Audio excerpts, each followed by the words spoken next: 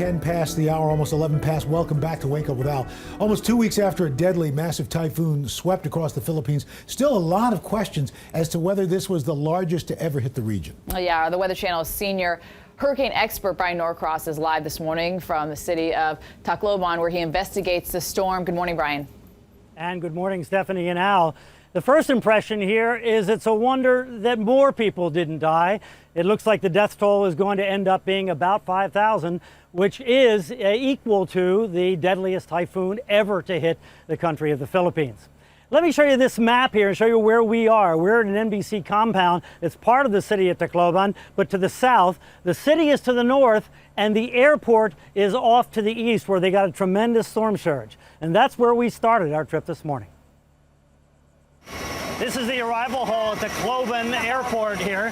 The airport is open, it's functioning, but there are really very few flights coming in because you can hear the military aircraft in the background. There's only one runway and there is no electricity. So the luggage that's coming off our plane that came in from Manila just a few minutes ago is one by one, and everyone is here trying to get it. There is really very limited security. Everybody wants to be sure that they get their supplies.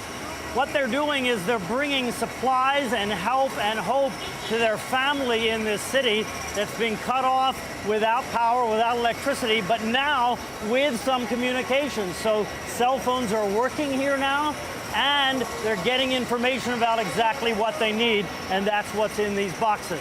Only one flight a day coming from Manila on this airline, but it's full, and it is full of the desperately needed material here for Tacloban. Outside the airport, here's what we found. Look at this line of people. This is a combination of people that are trying to get out of town. There are military aircraft over here that are taking them. We saw a huge plane just as we came in. People were loading on there, and these folks are in line to do that.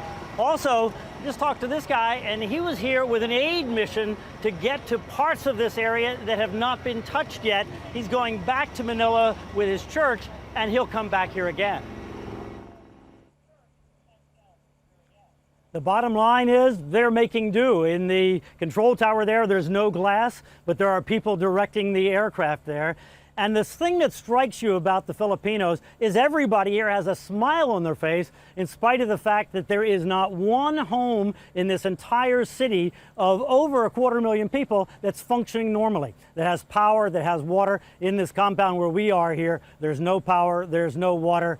We're making do as this entire city is. It's really an incredible sight. It's a disaster on the scale of these mega disasters that we've seen, like Katrina. It feels like that. Every street is incredibly bad. And we've analyzed this in some detail, and we're going to have that for you here coming up this morning on the Weather Channel. How high was the water? How strong were the winds? Bottom line is Tacloban actually didn't get the worst of the winds. That's it from Tacloban in the Philippines. Live this morning. Back to you, Stephanie, now.